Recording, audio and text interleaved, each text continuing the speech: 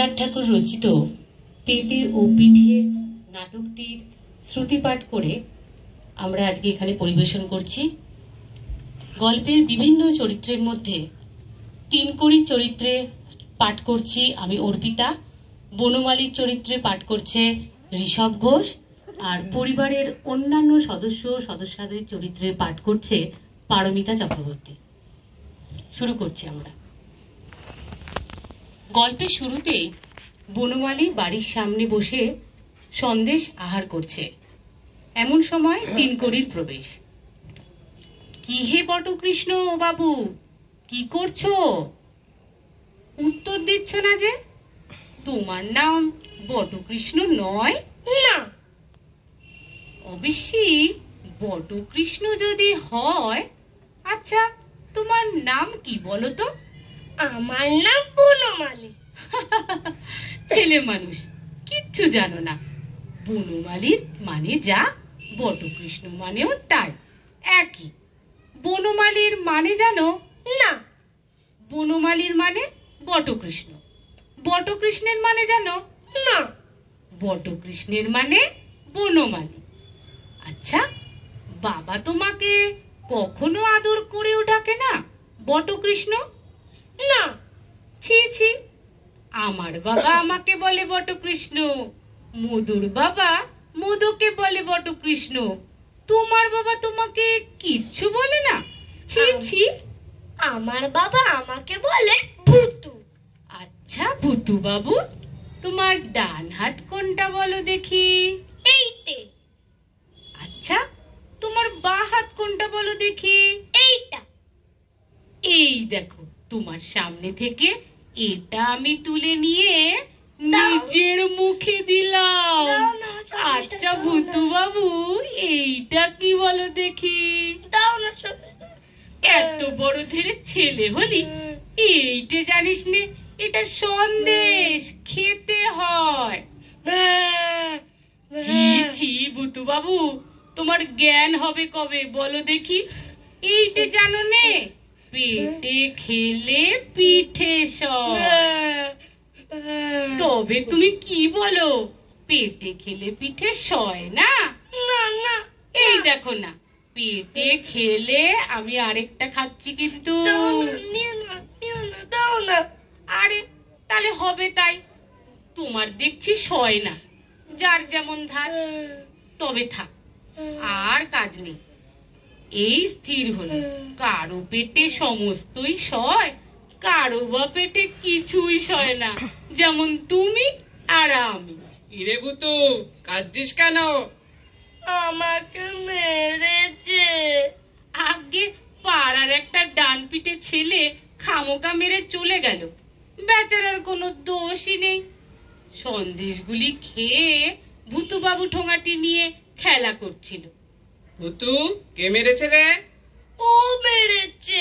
আগে হ্যাঁ, আমি তাকে খুব মেরেছি বটে। কান্না রাগ হয় বলুন দেখি? ছেলে মানুষ খেলা করছে, খামোকা ওকে মেরে ওর ঠোঙাটা কেড়ে নাও কেন বাপু? আপনি থাকলে আপনিও তাকে মারতেন।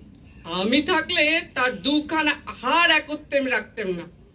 যত সব ডান পিঠে ছেলে এ পাড়ায় জুটেছে। বাবা, ও আমার আরে আরে, সন্দেশ। ও কথা আর বলতে হবে না। কি কথা?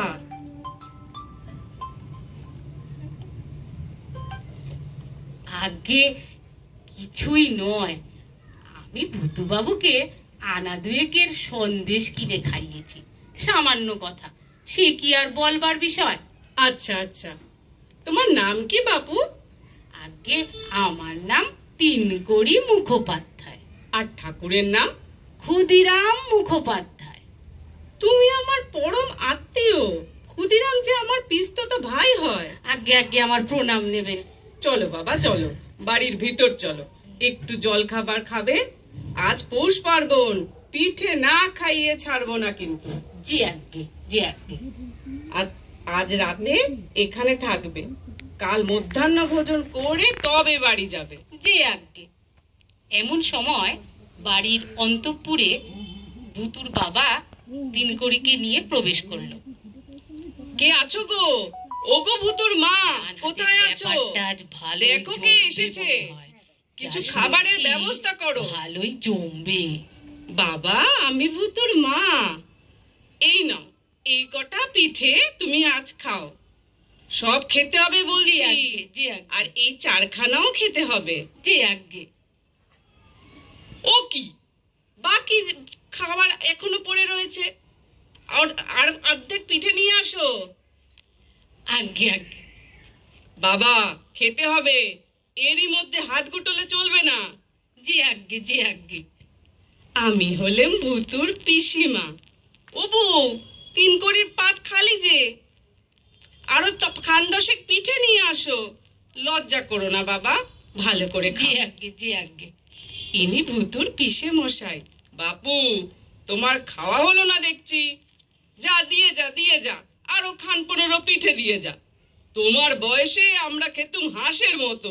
সবগুলি খেতে হবে বলছি। জি আজ্ঞে, জি আজ্ঞে পিসে মশাই। এমন সময় বাড়ির অন্তরালে দিদিমা এবং ভুতুর মার মধ্যে কথোপকথন চলছে। ও বউ, পিঠে তো সব ফুরিয়ে গেছে, আর একখানাও বাকি নেই। কি হবে মা?